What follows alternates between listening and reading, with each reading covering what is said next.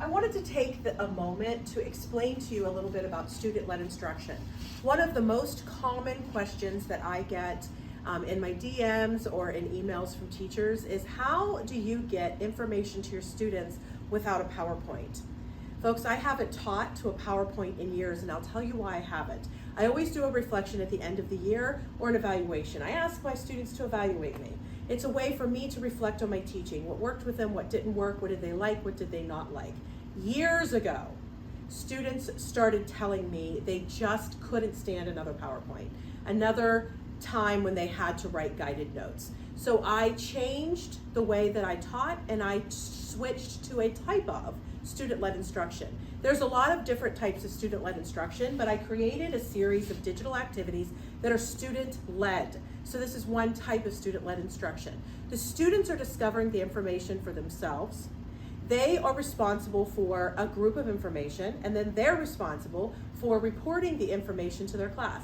Now, this is a great way, especially with a guided student-led instruction digital activity, to do like at the beginning of the semester or the year, where students are just starting to get comfortable talking in front of their class. So we're creating classroom culture as well. Students are starting to speak out in class, and they know that that's expected in my space.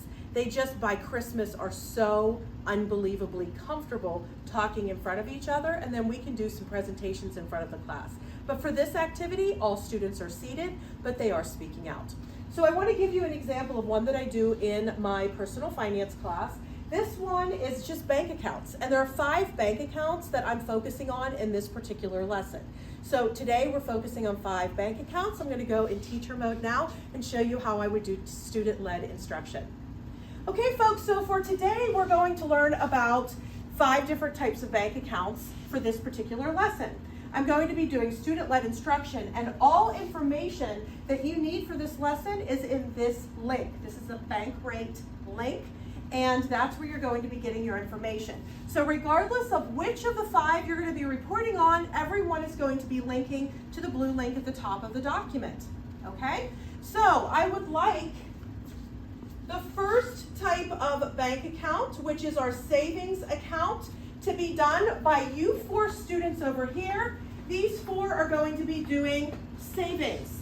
I want you folks to be doing checking. I want you folks to be doing money market. I want my CDs, my certificate of deposit here, and you folks are going to be doing the retirement accounts. I'm going to give you 8 minutes. I'm going to start the time clock. 8 minutes, and what I want you to do is go to the link at the top and give me the purpose, what that is good for, that particular activity or that particular account is good for, and the drawbacks for that particular account. Again, you're going to be responsible for reporting this information to your classmates. So again, 8 minutes, ready, set, go. Now this is a moment where I will have the students have 8 minutes. I usually do like a Google stopwatch or some sort of a stopwatch. I've used my phone, I've used my Apple Watch before.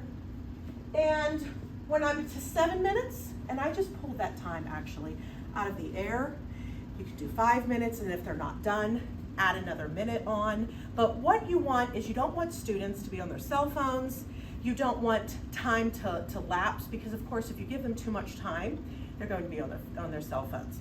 So when there's only about 60 seconds, we're down to 60 seconds, folks. Make sure you're tying up all of the information that you need. Talk to your group members, make sure you have the information. For the last 30 seconds, I would like you to talk amongst yourselves and see who will be presenting each of the bits of information. I want everyone in the group to be talking, so everyone has to say something. Ready, set, discuss who's going to be presenting to the class. I give them 30 seconds to do this. And then when the 30 seconds is up, okay, we're going to talk about savings accounts. Everyone in the class is going to be responsible to have their digital activity done in its entirety by the end of the class and turned in.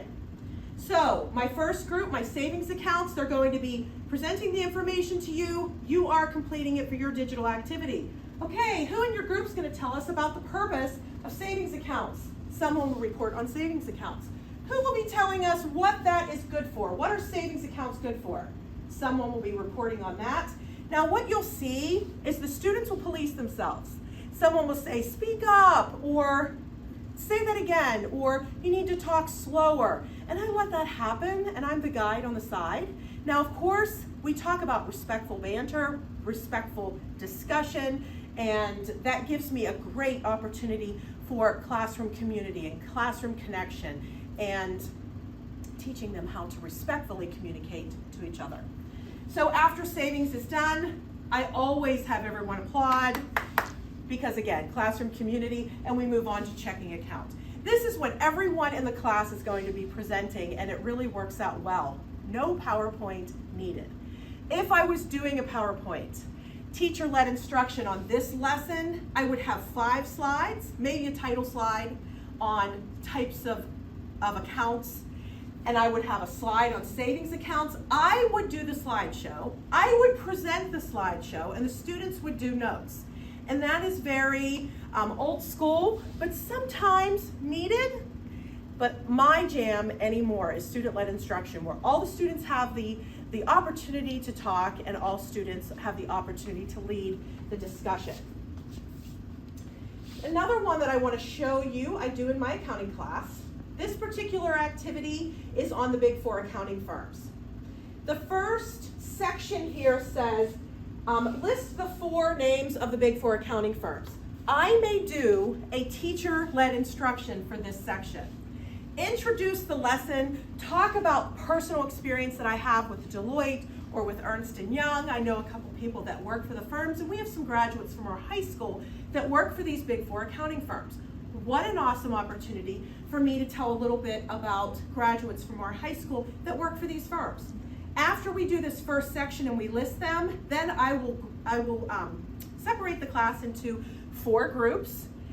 So if I have 20 kids, of course I'm going to split them up in 4 groups, and I'm going to assign one of the groups to do Deloitte, one of them to do PricewaterhouseCoopers, one to do Ernst & Young, and the last to do KPMG. I would give them probably 10 to 12 minutes. I probably would start with 10 minutes. If I see that they're not finishing, then I will say I'm going to extend it a minute because of course you want to give them plenty of time. And again, give them about 60 seconds or 30 seconds to discuss who's going to be presenting the information. This happens to be a web quest. I want them to go on Ernst & Young's website. I want them to go on KPMG's website, and I make sure that those are unblocked before I teach this lesson, and I want them to explore those websites. After the 10, 12 minutes are over, then that group will report their findings just as we did before. We'll have an applause at the end of each section, and then we'll move on. All students in the class are responsible for having a digital activity done. And then we will meet again as a group, teacher-led instruction for the last part, which are some historical facts about the Big Four accounting firm, and I'm ending the lesson as I started the lesson. So again, this is student-led instruction. This is just 2 examples of student-led instruction.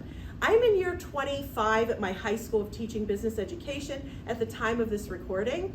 I probably changed. There was a catalyst about 10 years ago of why I changed from PowerPoints into student-led instruction, and I would never go back, especially in the day of cell phones, where I'm really trying to keep them not only busy, but engaged and learning and discovering together as a class where the teacher is doing less of the work and less of the talking. So I just want to take a moment to summarize how this is saving you time and saving you energy. You would have to create a PowerPoint with the information in it in which you would want your students to learn about whatever content you're teaching that day. In this case, you are not creating a PowerPoint. So a catalog of PowerPoints isn't necessary when students are discovering learning together and then presenting the information. I teach 6 classes in a row. I can't talk by PowerPoint 6 classes in a row. I used to, won't do it anymore. I need a break.